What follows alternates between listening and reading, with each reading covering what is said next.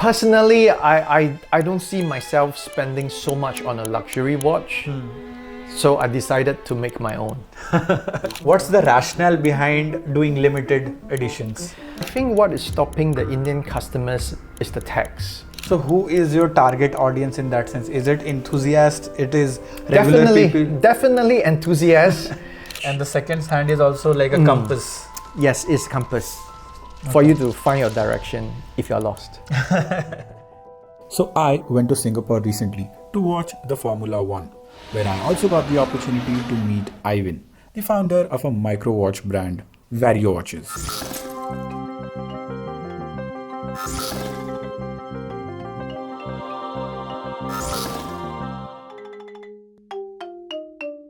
Hi everyone, welcome to another episode of the Watchlist Club. My guest for today is not only a watch collector, but a founder of a watch company.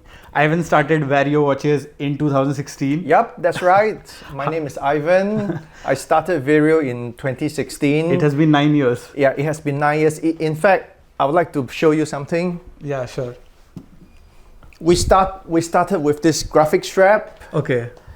Because when the story was, I had phone fatigue, meaning that I didn't, you know how it is with the phone, you take out a phone wanting to check the time, but then you're stuck in another thing. You end up in the Facebook and then you go to the messages, yes. And the next thing you know, half an hour is gone. It's gone, yeah. So I wanted to wear back my watches, but when I found the watches, I changed the batteries, they were all working, but the straps disintegrated. So as a designer, I designed my first graphic straps, and I put it on the crowdfunding. It worked well, and that's how Vario started. Okay, that is how it started. Got it. So you started as a strap company. We started as a strap company. Yes, and that's why right. is it named Vario? Because I wanted men and women to vary their dress sense. Okay. To show their own personality. So we had a whole range, because back in the day, you know, for me, if you're not wearing a black strap, you're wearing a brown strap. So when I first made these products, I wanted something fun, which you don't really see in the market. So this worked very well, and then customers started to show me their pairing. When they bought the straps, they put it on their watches, and then I started seeing, oh, it's a Seiko SKX, it's a Hamilton Khaki, it's another watch, and I went like, oh, suddenly the next thing you know, I'm in the rabbit hole. Yeah. So that's how I started, and then I told Judy maybe we should do a watch. Okay. And that's how we started so the watch. What year was the first watch launched? I think it must be 2017 maybe. Okay. It was called the Eclipse. Got it. At that time, I was very infatuated with the Yonghang Max Bill. Yeah, I love that watch. So I wanted to make you call it a poor boy's version of it. So honestly speaking, when we did the crowdfunding, we barely scrapped through the campaign. Okay. We only got about 50 backers. We just crossed the finish line on the, I think it must be a 30-day period.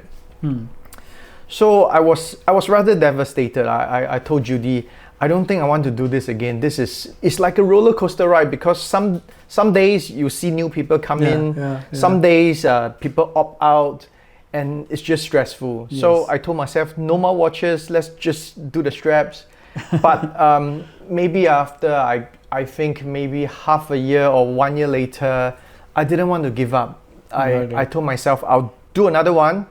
So it was an Art Deco watch, the Empire watch. This is the GMT, but originally it was a tuxedo, slightly different dial. Understood. So that worked a lot better. So on Kickstarter, we had about maybe 150 backers.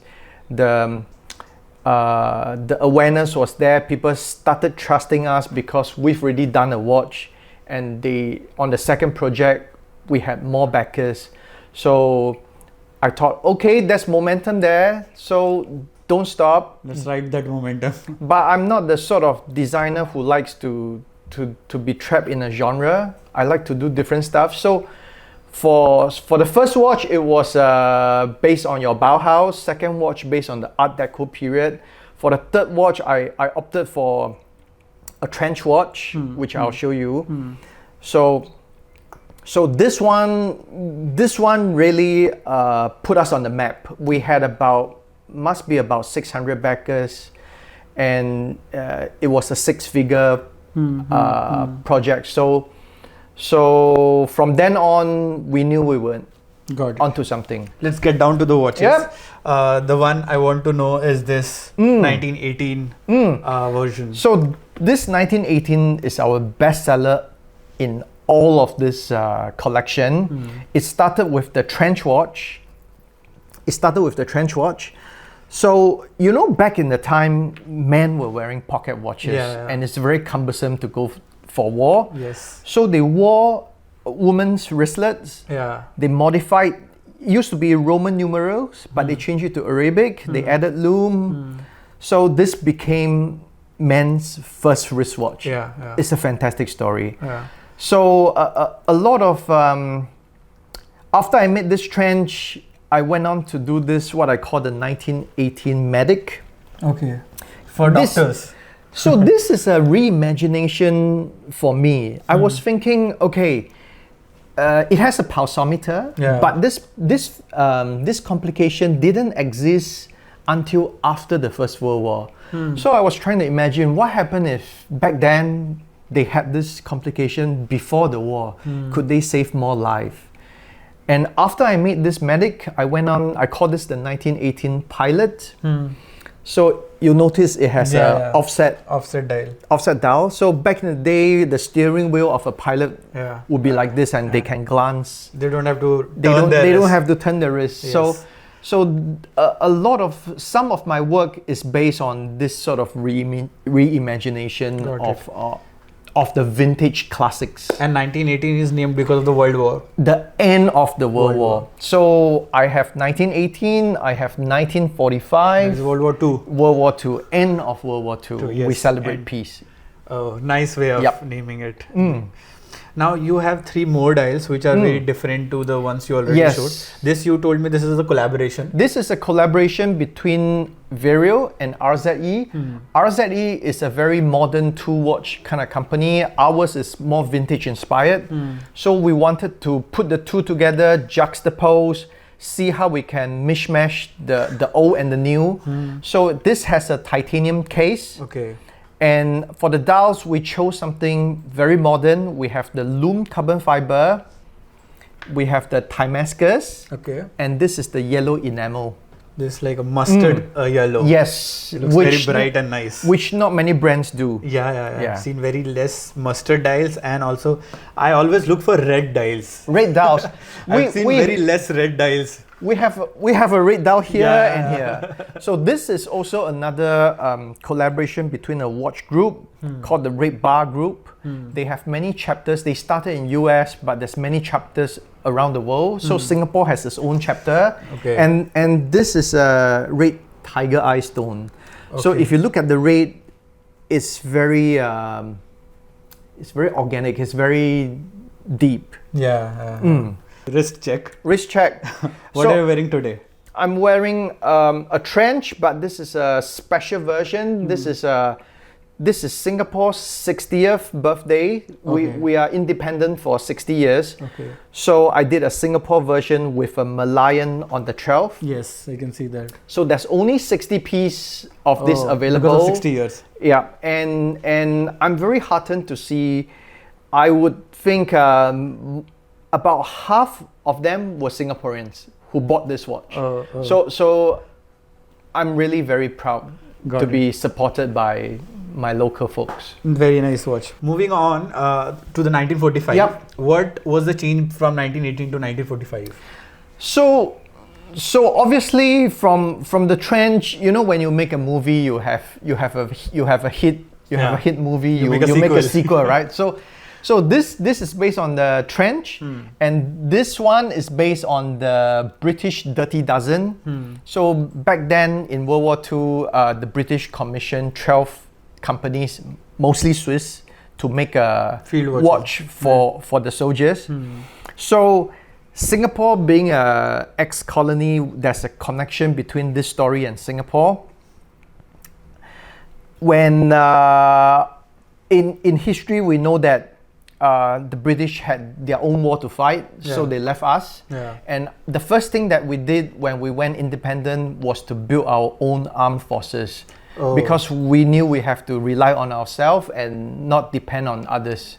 So on the case back, you will see this, the British surrender flag and the modern Singapore soldier as a silhouette to juxtapose the two. Got it. The British are leaving and you are being self-reliant now. Yep. So this is a bit of a connection. And what movement do you use in this? We use Miyota. It's the same movement. Most of our watches are automatic or hand wound. Usually Miyota. We also have some Seiko, like this Medic is a Seiko NH. Got it. We also have some solar movement. This is World War II. What I showed you was the Dirty Dozen, British design. This is an American design. This is the A11 design. But notice something, there's no seconds hand. But if you look closely, there's a dot. So this is actually a disc that turns, because many watch enthusiasts, we don't mind quartz. Some people don't mind quartz, but we don't like the ticking seconds. So, but we want to know that the watch is running. So what I devised was a small dot. So you can still tell it's running, but you don't have that nice functionality that you added. That ticking People thing would know that it's working or not. Very nice. While we were talking about that red dial, I saw it only has one hand. It's a single hand watch. This entire collection. This is named Navi. Yes. Tell us more about this single hand collection. Why did you start this collection? So, like I was saying, right, I have the first watch, which was a Bauhaus, second watch Art Deco, then I went to the trench. If I'm not mistaken, this is number 4. You picked the right one. And what happened is, I wanted it to be a passion project. This is a nautical watch. There are very few watches that go into this niche, nautica, and you add it with, this is not the first iteration. It started with a jump hour. You mix a nautical watch with a jump hour, a niche and a niche is a very small niche. So, but that's another story. But from the jump hour, we went to make this single hand, and everything in this watch, right, is inspired by the old steam engine, the ships. You know, like all this usually you see numbers, but these are written. You know, the gauges, sometimes they have the fast, slow. And the font style also. And the font style, you see a sailor's hat. On the crown. There's so many elements here that just informs you this is a nautical watch. And the second hand is also like a compass. Yes, it's compass for you to find your direction if you're lost. But this is the reason why I made this watch. Second of all is, in Singapore, we tell you the exact time, 11:23. Very stressful. So I wanted a watch that is more laid back, where you look at it and go, oh, it's around 10-ish. Doesn't matter, right? So on a weekend, you want to de-stress, this is the watch. And I found out that this is a very good conversation starter when collectors look at your watch. Like, how do you tell time on this? They'll be very intrigued. Now the watch very closest to me is these GMT. GMT, yes. So this is my Art Deco watch, which is my second watch, but we had many iterations. It started with a 3-hander. We have the automatic and the hand wound movement. Then we progressed to the chronograph, which is this one. Proceeded to the chronograph. After the chronograph, we made the GMT. Right now, this is what you're looking at. Got it. Now these all are automatic movements, right? They are using the Miyota. Miyota 9075. Got it. Now on some watches it's written made in Japan. So how are you assembling all these watches? Most of our products are assembled in China. Okay. Nothing wrong with that. In fact, I've been to the factories, very modern. Yeah, obviously. Half the world is being manufactured by China at this point. If you can afford it, they can make really good stuff. Yes. So it doesn't mean they only make the cheap stuff. No. Okay, so we were in Japan. We really wanted something that's made in Japan. You know, Asia, we are very influenced by Japan. Yeah. So I got to know this factory, and I went to the factory. I talked to the owner. I got them to assemble some watches for me. Got it. So these are some of the collections are made in Japan. And some are made in China. Correct. Got it. Now you were talking about this enamel dial. Yes. Tell me more about this. Yes. So this is a special project. In fact, this project took a very, very long time. It started before COVID. Before COVID. I talked to this Ukrainian studio before the Ukraine war. Okay. And then the war broke out. We stopped. After I think maybe 2 or 3 years on, when they could resume, we went back to produce this, and we just launched this a few months ago. It's very beautiful. So what we have is hand engraved dial. This is plated with gold and rhodium. The numerals are lasered before filling with enamel. So this is really craft. Nice. And they are done by a Ukrainian studio, and look at the price. It's less than $1,000. It's being made in Ukraine. So the dials are made in Ukraine, and they are finished in Switzerland because the owner of the studio, he fled to Switzerland. But his masters are still in Ukraine. So you were a designer before? Yes, I used to work in broadcast design. I do broadcast design for your MTV, Discovery, I don't know, AXN, HBO. So you have a background of creative industry. Yep. So design for me is easy. When it comes to watches, the aesthetics, the sensibility is easy for me, but what is hard was the marketing. So Understood. I've only been a designer, so I've only been exposed to design. But when I started the watch company, marketing is very new to me. So I had to learn all these things all over again. So what I saw in Singapore is luxury is very common. Oh yeah. Every second guy in a metro or a bus is wearing a Rolex, Omega. Yeah. Now, how do you position a micro watch brand where people are already used to luxury? I feel that what we are doing is not something that you commonly see in I don't know, I would say your mainstream brands. So like this trench watch, the only thing that is close to this, I would say, is the Longines or Oris, who has this sort of trench design. But they serve a different market. It's a luxury market. But what do you do when you don't want to spend so much money on a luxury watch? You want something more affordable. Just like I always use cars as an analogy. It doesn't mean you must be a Ferrari owner to be interested in cars, right? You have your vintage Datsun. You have your Fiat. Beautiful designs. Got it. So I think we are at different price points, but we serve the community of watch lovers. So who is your target audience in that sense? Is it enthusiasts? It is regular people? Definitely enthusiasts, because otherwise I don't think they would have heard of the brand as well. We are not very known in terms of mass market, but in the collectors market, we have a good reputation. There was one time I went to UK, did a show, and I was looking for watches. So I went to Camden, there was a Camden watch company. I went in, talked to the shopkeeper, and I showed him my watch.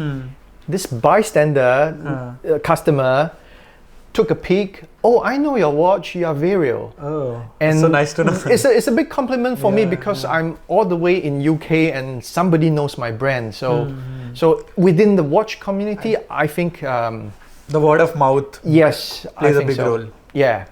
Now you have a watch almost which reminds me of Reverso. Oh, this one. Why did you come up with this design? So this is the honest answer. I like the tank. I like the Cartier tank.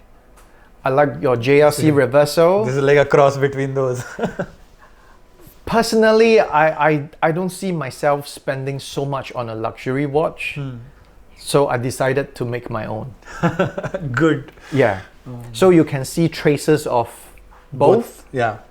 But it's also different enough to stand on its own. Yes, the dial is different. The numerals are different. Usually Cartier is just Roman numerals. But it's still reversible. Yeah, it's reversible. So okay, you don't want to spend that money, so you made your own watch. Yeah. Now again, I saw kind of. I won't say it's a red dial. It's this one is purple. Purple, yes. So how we do this Versa collection is all the colored versions are limited. So this is limited to 100 piece. But yeah, I mean honestly, when most or rather all of my watches, at least the first collection, the Eclipse, the Empire, started off as all limited editions. But customers start telling me, oh, I just heard about your brand, I couldn't get that watch. So I told myself I need to strike a balance. So we have some which are limited edition, but there are some that is more evergreen, if you call it. Now from a POV of a watch like manufacturer or a founder, what's the rationale behind doing limited editions? For me, mainly two things. I think the most important thing is because our capital is small, right? We are small. Yes. So in terms of inventory, we if we do 10 different colors and if we have to stock 10 different colors ongoing, it's a big burden. We cannot make as many new watches as we can. Understood. So we have to do this limited edition. We finish it, and I'm the sort of designer who likes to try something new. So after I finish this project, I'll go on to something else. Okay. So I can continue to make new stuff for collectors. You don't want to stuck with the inventory. Yes, I don't want to be making this for 10 years and consumers see it. They've been doing this for 10 years. Now on that topic, what do you see is the future of Vario watches? I think what you mentioned, okay, so what is the future of watches? We've been doing this since 2016. Yes. Next year is our 10th year, in fact. And I would still say we are still providing value to the watch collectors. We are still trying to bring something new to the table. It can be very small, like this reversible, which I don't think you see any other brands doing this in the market, a micro brand. Like just now I mentioned to you on the very small dot where it turns small little ideas or even the written numbers. So we try to always bring some innovation to the market. So you want design to keep innovation. innovating. And I think for the next 10 years, I'll start to play around a little bit with the complications. So as we grow, I think I get a bit greedier. So, okay, what else can I do next? So I think complication might be as the a way to go. creator that pushes you, like what more do I want to do? Now coming from India, one question is, why don't you enter the Indian market? We have a lot of interest from the Indian market. There's lots of customers inquiry, but I think what is stopping the Indian customers is the tax. So I don't know if we can find a partner that we can work with, or I don't know if if like yourself came here for the F1 show, you know, pick a watch. It's quite interesting, right? You go to Singapore, you have fun. You want a keepsake, a memory to take back home. So I think this is the way to do it for now. Once the taxes in. Until the day when taxes are more favorable. But we had a collab before. Yeah, you also did a collaboration as an Indian collaboration. With a watch group, the Risk Enthusiast India. So it did very well. So I'm very hopeful that the Indian market will be good. Got it. Thanks, Ivan. I really enjoyed our conversation. Loved your studio/office. Thanks for coming. And I'll leave the link of this office address in the description. Whoever is traveling to Singapore whoever can check is coming it out. can make an appointment. Yeah, you can also make an appointment on their website. One last thing, I would like you to the viewers, if you can say like, share and subscribe. Yeah, please like, share and subscribe. Thank you. I'll see you in the next one. Thank you.